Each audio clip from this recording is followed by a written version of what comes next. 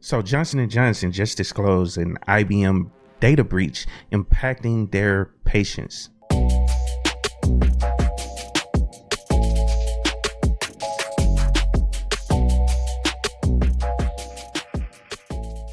What's up, guys? It's Josh back with another video, and today we have some concerning news to discuss in the world of cybersecurity. And it's really a reminder of how crucial it is for cybersecurity professionals to stay updated on current events within the industry. And so there was a recent development that stated Johnson & Johnson Healthcare Systems, also known as Janssen, has alerted its CarePath customers about a significant data breach involving IBM, its technology service provider. And IBM manages the CarePath application and its database, which plays a vital role in assisting patients with Janssen medication, insurance coverage, and more. So let's go on and hop over to the article so I could cover everything that's going on. All right, so this article is on Bleeping Computer. It was released a couple days ago on September 7th. And the article reveals that Janssen discovered an undocumented method that could potentially allow unauthorized users to access the CarePath database. And then they promptly reported this to IBM, which is their technology provider. And so let's dig into the article right fast. And the first thing I wanted to cover was CarePath. It's basically an application designed to help patients gain access to Janssen medication, offer discounts and cost-saving advice on eligible prescriptions, and also provides guidance on insurance coverage and serves drug refills and administering alerts. And according to this notice on Janssen's website, the pharmaceutical firm became aware of a previous undocumented method that could give unauthorized users access to the CarePath database, which I stated earlier. And also, this is what I want to really hone in on. And it says, unfortunately, the investigation that was concluded on August 2nd, 2023 showed that unauthorized users accessed the following CarePath user details, which is full name, contact information, database, healthcare insurance information, medication information, and medical condition information. And this is like one of the craziest parts to me, this medical condition information, because what pops up in your head when you think about medical information like that? HIPAA. And if sensitive medical information is released in a data breach, companies can face significant HIPAA issues. So HIPAA regulations are designed to safeguard patient privacy and data security in the healthcare industry. And when something like this happens, like a data breach involving medical records, it can result in severe consequences, including substantial fines, legal penalties, and damages to the organization's reputation, and a loss of patient trust.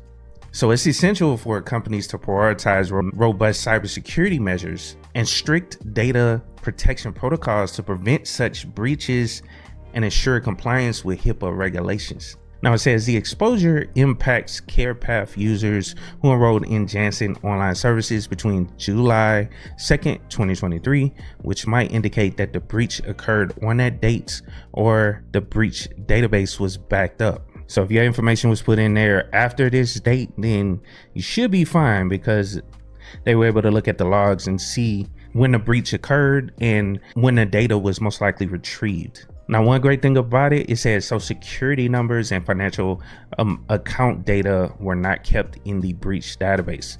So those crucial details have not been exposed, but still, you're probably going to run into HIPAA issues, up there with the medical condition information, especially since it's tied to a full name, contact information, as well as date of birth. That's HIPAA compliance. You know what I'm saying? Now, this is something I wanted to point out right fast. The compromised data could be exploited for phishing, scamming, and social engineering attacks. And I just want to point this out. It says there is a high chance they will be sold for a premium on darknet markets. And really it's because of the information that's, provided there. Now, there are a couple of things I want to also cover here, but IBM has published a separate announcement about the incident that says there are no indications the stolen data has been misused. I mean, that's what they're saying right now, so far. Now it says, still, IBM urges Janssen CarePath users to remain vigilant and closely monitor their account statements for suspicious activities. Also, the tech giant is now offering a 1-year credit monitoring free of charge to all impacted individuals to help protect them from fraud. And the announcement has a toll-free number where providers and users may call to address their questions about the incident or get help enrolling in credit monitoring services. So what does this mean for all of us?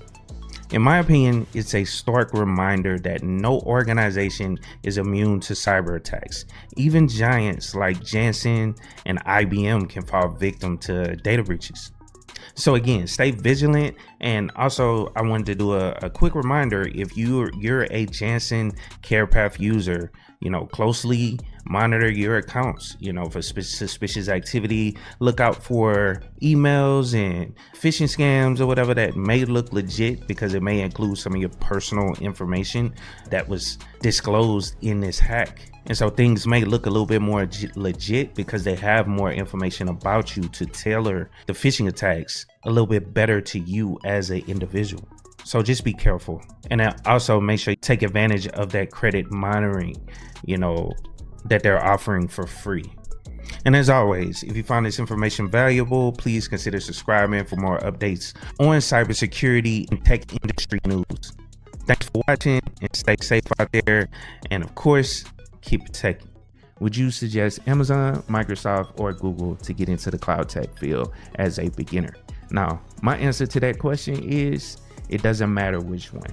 Just find which one you like. I know everybody pushes AWS, but there's a lot of jobs out there for Google Cloud Platform. There's a lot of jobs out there for Azure. Azure is kind of making a big comeback now. I know the DoD, they starting to push things into the cloud. So it's going to be a lot of jobs out there for all three of those platforms. So it really doesn't matter. Just pick which one you actually like or you enjoy to use. And I recommend actually getting some training for all three of them. They're going to start looking for people with multi-cloud experience, because a lot of companies are going to have a multi-cloud environment. They'll have some things like some services on Google, so to speak. They'll have some services on AWS.